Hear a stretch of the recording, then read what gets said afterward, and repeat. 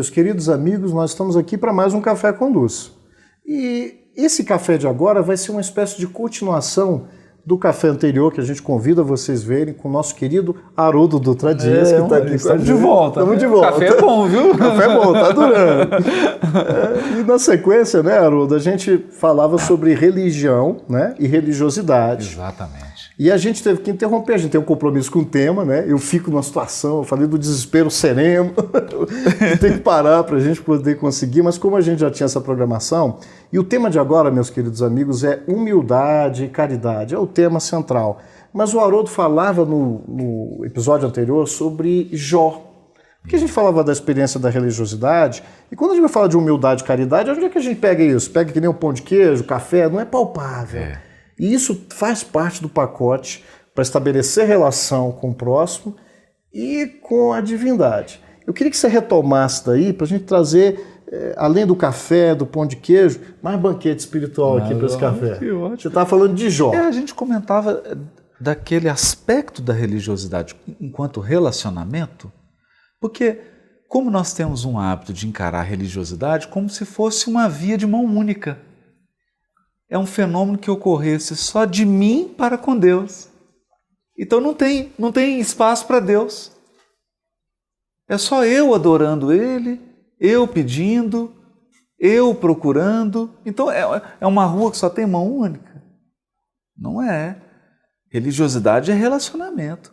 Então tem eu aqui me jogando até Ele e Ele se jogando em mim. Que é a parábola do filho pródigo. Então em Jó ele fala, eu quero conversar com você, porque ele estava irritado, né? Foi perdendo tanto de coisa, perdeu a paciência. Ficou famosa a história da paciência de Jó. Agora eu quero conversar. E aí Deus fala, pode vir, você vem como criatura, mas eu vou como criador. Porque essa relação ela é intricada. Então ele vem como criador. E aí nos leva a quê? A perceber que por que é difícil a experiência religiosa? Porque ela requer humildade. Requer humildade. Humildade. Então, primeiro ato de humildade. Tem um grande autor judeu chamado Abraham Joshua Heschel, que ele escreveu um livro que foi assim incrível, né? Um livro que mexeu, inclusive com os cristãos, né? Ele escreveu um livro, Deus em Busca do Homem. Ele diz assim, não, os homens estão buscando Deus? Não. Antes, Deus está buscando o homem, o ser humano. É até estranho, porque se a gente parar para pensar, você fala assim, se Deus está em todo lugar, se Ele é a perfeição absoluta, qual é o lugar que Ele não se manifesta? Então, o grave problema é saber o seguinte, quem é que não está ouvindo quem? Quem é que não está estabelecendo a conexão? Exatamente. E um outro aspecto que a gente não se dá conta, né? Porque a gente pensa Deus, a sabedoria infinita, o poder absoluto, mas a gente não pensa em Deus como o amor infinito. Então, como é que o amor infinito se mantém impassível? Indiferente, distante. Não tem jeito. Deus está envolvido. Acho que a própria história bíblica é uma história dessa busca dessa aproximação com Deus. Isso. A busca de reatar esse... A busca dessa aproximação e um treino para entender quando você está parado e quem se aproxima é Ele. Isso é que é o genial. Que tem a ver com a parábola do filho pródigo. Que é, por exemplo, essa experiência que você citou no bloco, naquele programa anterior, né? Que foi da perda que a pessoa teve. Que são as experiências de grande dor. As experiências de grande dor, você está parado, quem vem é Deus. É Ele que está te procurando. Seria um pouco da gente estar num processo meio letárgico do ponto de vista espiritual, de consciência adormecida, porque as manifestações e as expressões materiais, apesar das limitações das dores, é gostoso viver. A gente não pode ser hipócrita. Mas será que isso, de certa forma, a gente se deixou entorpecer com esse processo e aí fica difícil fazer essa leitura e talvez quando exista a sensação da falta da saúde, do relacionamento do filho, que uma partilha, eu sinto a necessidade dessa conexão num outro nível. Talvez seja por aí. E aí, como é que entra a humildade nesse processo, Haroldo? Eu usaria um símbolo aqui, né? Apesar de ser muito simples, né? Que é fase do videogame. Né? Você está numa fase. Aí você tem que mudar de fase do videogame. E a evolução, a vida é isso. Chega um determinado momento, você tem que mudar de fase. Só que a gente está tão apegado. E o mudar de fase é uma experiência difícil, porque você está seguro onde você está. Chamadas zonas de conforto. A zona de conforto, você já está dominando. Por mais que tenha dificuldade, por mais que tenha um problema, ele está sob o seu controle. Vou falar uma coisa aqui, pode soar estranha, né? É que Deus quer a gente fora de controle. Ou da nossa falsa ideia de controlar Ele tudo. quer dizer assim, filho, eu estou no controle. O controle agora está na minha mão. E aí essa capacidade de se entregar, porque Emmanuel vai dizer, né? Você está até com pensamento e vida aí, do capítulo Humildade, né? Ele vai dizer assim, que a humildade é atributo de Deus. Atributo de Deus. No reino do eu. No reino do eu. Agora, o atributo de Deus, quando a gente fala de atributo de Deus, a gente lembra lá da questão 13 do Livro dos Espíritos. Atributo tem a ver com o caráter de Deus. Os atributos de Deus dizem respeito à sua natureza, ao caráter dele. Então, ao falar que a humildade é um atributo de Deus, vamos pensar uma coisa simples aqui. Deus é todo-poderoso. Ele é todo-poderoso. Ele pode tudo. Mas quando ele criou uma lei divina para reger o universo, ele se autolimitou.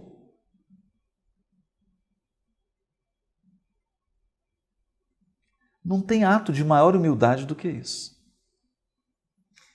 Ele limitou-se a si mesmo. Ele estabeleceu a regra, o parâmetro é esse. É interessante porque... É um ato de humildade. É um ato de humildade e veja bem, ele poderia exercer controle absoluto, o que acontece no instinto, por exemplo, onde há a perfeição absoluta. Isso. Mas quando você, num processo de videogame, de vencer etapas, de evoluir, ele fala assim, meu filho, olha, você vai começar a agir. A gente não faz isso com os nossos filhos. No começo, o bebezinho faz, entre aspas, nada. Você bota tudo na boca, ele vai crescendo e você está de olho, você está perto. Você nunca abandona o filho. Está o velhinho com 95 anos no pronto-socorro gritando, eu vi isso do Alberto Almeida na palestra. Gente, acorda meu filhinho, achando que era o netinho, o filhinho que estava infartando de 70 anos. 70 né? anos. Mas a situação é outra. Nós somos co-criadores. Exatamente. Inteligências que atuam no universo também. E esse princípio da lei está na relação familiar, de pai, de mãe, de cuidador, né? E você quer ver uma coisa da humildade de Deus, né? Que é um atributo dele? Porque o que Emmanuel vai trabalhar no livro Pensamento e Vida é todas as nossas virtudes são reflexos. Nós estamos refletindo, porque a fonte é Deus, né? Então, quer ver uma coisa de humildade? Está na parábola do filho pródigo, ou dos dois filhos. A gente lê a parábola e pensa no filho mais novo, pensa no filho mais velho, mas não pensa no pai. Tem um aspecto fundamental dessa parábola. Deus aceita você não querer se relacionar com ele. Pode ir. Agora. Pode ir onde você quiser. Não, mais do que isso. Eu não quero você do meu lado. Eu não quero você. Entenda, não é eu não acredito em você. Não. Eu sei que você existe. Eu não quero me relacionar com você. Eu não quero o seu amor. Então, esse tema foi retratado num filme interessante do Jim Carrey. O Jim Carrey com Deus lá. Todo-Poderoso? Todo-Poderoso.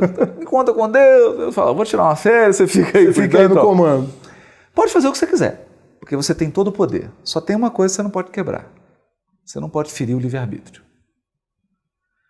E aí ele começa a usar poder, E nesse usar o poder, ele perde a pessoa amada, que é a noiva. Ele tinha todo o poder. Mas chega assim no auge, no momento culminante do filme, ela fala, eu não quero mais você. E aí ele podia fazer tudo. Ele só não podia, isso ele não tinha poder, para interferir no livre-arbítrio dela para fazê-la voltar. Aí perdeu a graça. Quer dizer, o poder não tinha mais graça. Aí ele conta com Deus de novo. Aí Deus falou, acabou, agora vim. Ele falou assim, olha, como que eu faço para fazer uma pessoa voltar para mim e me amar sem ferir o livre-arbítrio dela? Aí Deus vira para ele e fala assim, se você encontrar a resposta, você me diz, porque é o que eu estou tentando fazer. É muito legal isso, porque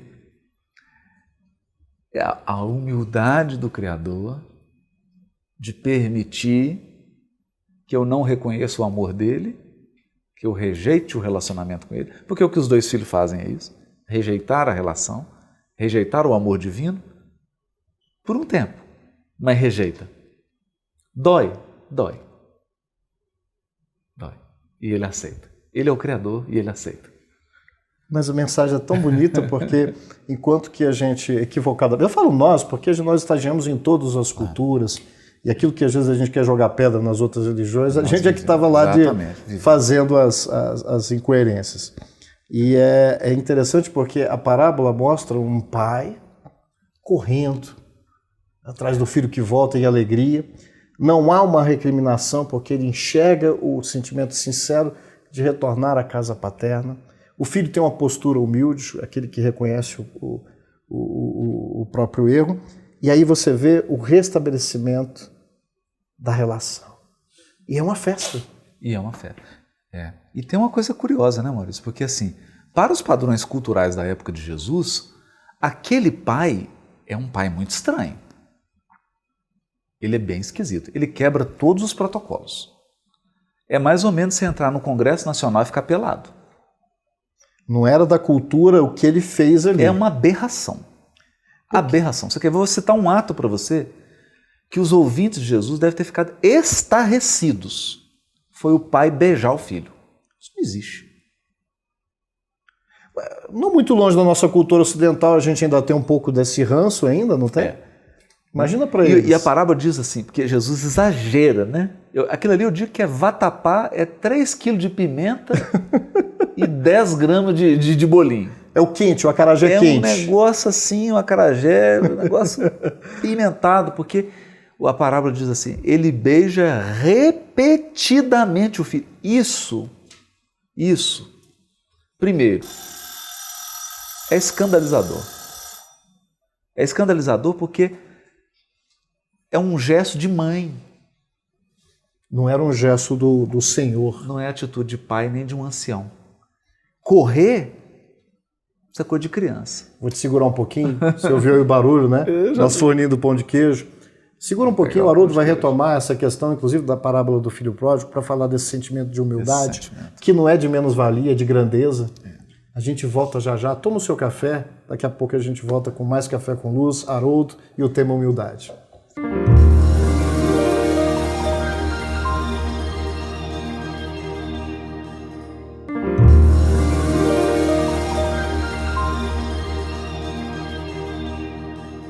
Meus amigos, nós voltamos do nosso intervalo, o pão de queijo já está aí. A gente continua o café, né? Eu falei, gente, de onde é que estava, né, Haroldo? A gente estava, você falando da característica cultural, porque isso chocou a sociedade da época, porque Jesus aproveitava um contexto que era conhecido, e aí, no bom sentido, quebrava a gente para poder fazer pensar. Porque um pai da época não beijava, ele beija o filho que se arrepende e volta. Mas ele fez mais, Haroldo. Você estava falando disso. Ele correu, ele matou o bezerro cevado, ele fez tudo que socialmente ele não podia fazer. Então, a pergunta que vem é, por que Jesus faz um personagem tão caricato, tão aberrante? Porque ele quer, porque esse personagem é Deus, né? É o Pai. Ele está querendo falar assim, gente, eu sou um Cristo eu já estou num processo de comunhão indescritível com Deus. Então eu já conheço Ele. Eu já me relaciono diretamente com Ele. Então, deixa eu tentar explicar o amor de Deus para vocês. É um negócio fora da casinha. O amor de Deus é uma aberração. Ele passa por cima de todas as convenções humanas. Vocês não sabem o que é o amor de Deus. Porque a gente estabelece as nossas relações até afetivas numa obrigatoriedade da reciprocidade. Exato. E Deus ama incondicional. Porque ali também não era só... Ele estava querendo dizer da intensidade do amor de Deus. É uma coisa descomunal. Então, assim, se a gente pudesse pegar um exemplo pequeno, né? Uma mãe se derramando em lágrimas pelo filho que está sendo preso. Isso não é nem uma centelha diante do derramamento do amor de Deus. Quando ele vê a gente se perdendo, é assim. É assim. É isso que Jesus está dizendo. Vocês não estão entendendo. Há mais alegria no céu quando um retoma do que por todos nós, Cristo, que estamos lá do lado dele. Porque o derramamento dele, de Deus, é: a minha família está completa agora. A família está completa. É difícil comparar. Aí a gente usa... É um pensamento parabólico. Você imagina um professor dedicado.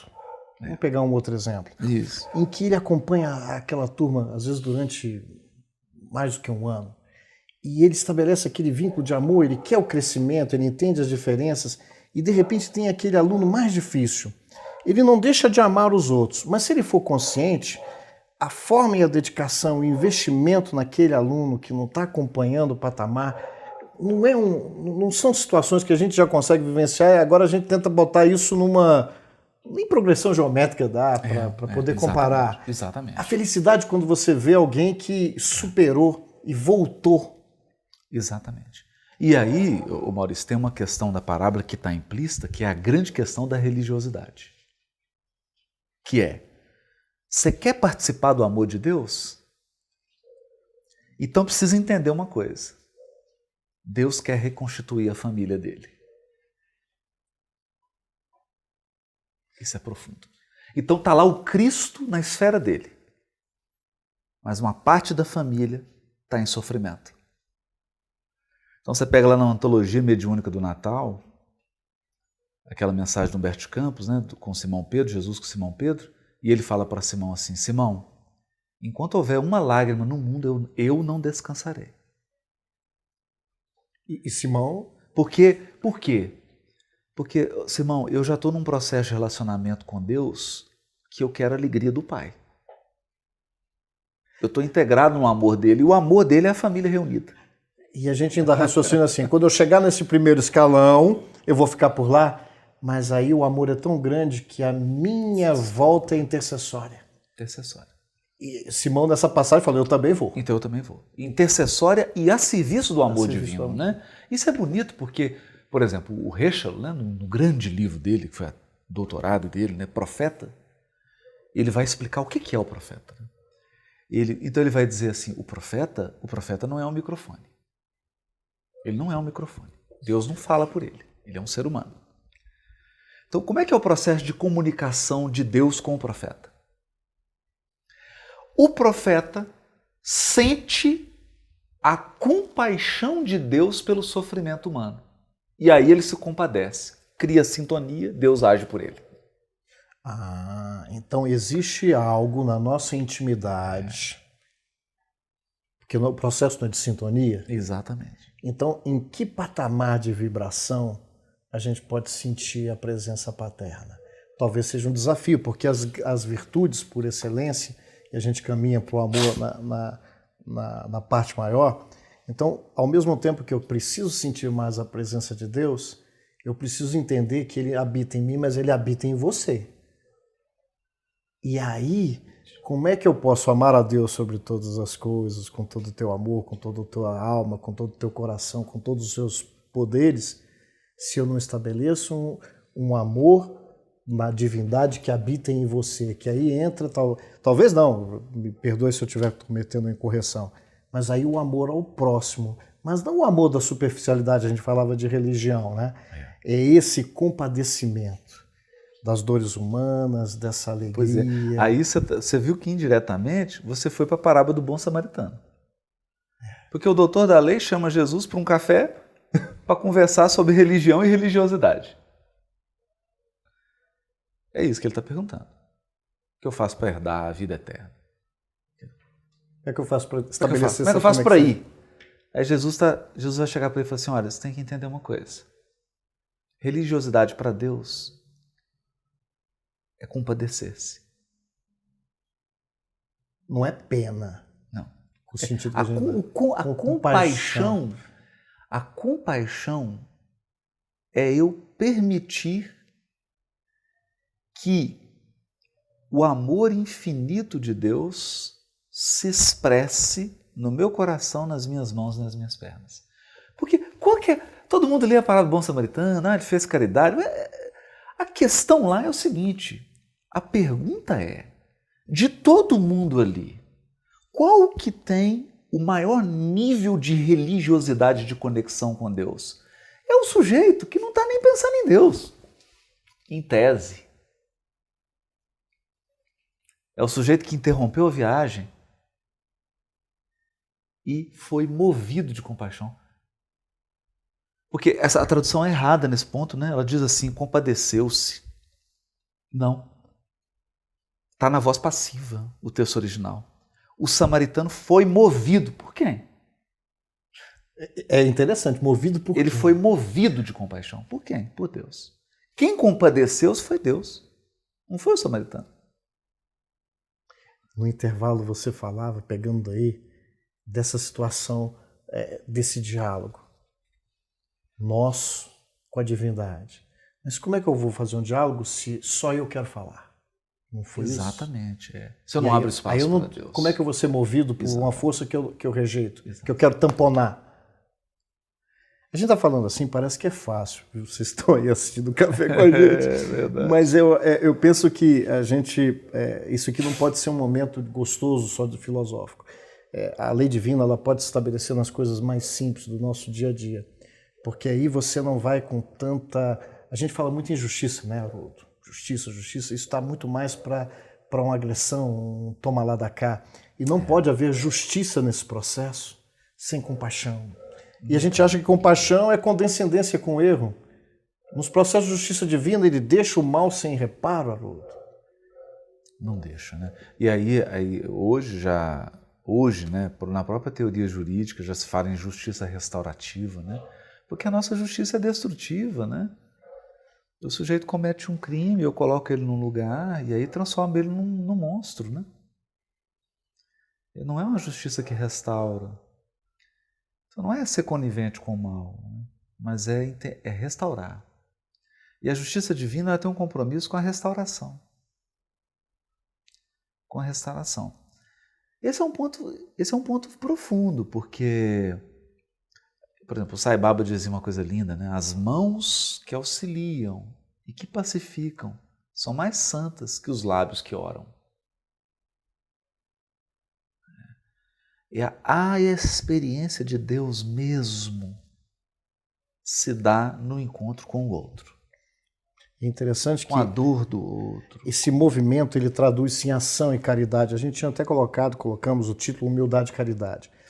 Eu vou retomar, a gente está aqui conversando, nem sei como é que está de tempo aqui. Mas nesse livrinho aqui, deixa eu colocar, está com a capa bonitinha, né? É difícil dizer um livro preferido que a gente gosta tanto, mas esse aqui é uma coisa impressionante. Né? Boa Nova. Então, desculpa, não é propaganda, é divulgação, porque é bom demais. Tem um capítulo aqui que fala da última ceia. E aí, Humberto de Campos, eu queria que vocês... Isso já no finalzinho, né? Tem vários ensinamentos. Mas os discípulos, empolgados, amavam profundamente a proposta do Cristo. Falavam do maior de todos. E como se não bastassem todas as explicações, entre vários exemplos de humildade, ele mostrou a humildade no serviço. Você lembra dessa passagem, o que ele faz, Haroldo? Tem 3 minutinhos, pega daí, porque a gente vai caminhar para o final. Essa é uma passagem curiosa, porque Jesus está se despedindo e ele fala, anseio muito comer essa Páscoa com vocês. Porque Jesus está toda hora insistindo, religiosidade é relacionamento, religiosidade é relacionamento. E para mim, nada disso aqui tem sentido se não for o nosso relacionamento. Porque eu já estou chamando vocês de amigos. Porque tudo que eu aprendi do Pai eu estou contando para vocês. Eu estou abrindo tudo aqui. Então, é relacionamento, chama eles. Mas aí se sobrepõem os interesses. Quer dizer, eles não estavam na sintonia do relacionamento. Aí já estavam na sintonia da hierarquia. Quem vai mandar, quem vai comandar, quem que é o maior, quem que é o líder. E aí Jesus dá o exemplo, que é simples. Um almoço de domingo na casa da mãe. Está lá todos os irmãos, cunhadas, as noras, os netos. Tá. Ela está fazendo a comida, está servindo a todos, estão todos comendo e geralmente é a última a comer. Agora eu pergunto, alguém nesse almoço consegue ser mais feliz do que a mãe? Ninguém. A que mais serve é a mais feliz. Então, Jesus cingir-se lavar os pés dos discípulos é um balde de água fria para retomar assim. Vocês não estão entendendo. Haroldo, a gente vai deixar esse pessoal, todo mundo com gostinho de quero mais. A gente, antes de se despedir, vamos ficar com essa imagem. Ali o pessoal sinalizou 1 minutinho e ele fala, né? E fazia como os escravos mais simples. Se eu vos lavo os pés, e vocês me chamam de mestre, eu sou, vamos lavar então os pés uns dos outros, né, Haroldo? Isso aí. Sem tantas disputas, as expressas e as ocultas, que às vezes a gente não admite. O sentimento de humildade, eu acho que ela tem uma profundidade maior. Mas a gente vai se despedir para não cortar você. E senão vou ter que fazer uns 4 cafés, seria uma alegria, a gente não vai poder. A gente agradece de coração. Obrigado. Eu que agradeço aqui a oportunidade. Meus irmãos, um beijo enorme no coração e até o nosso próximo Café com Luz.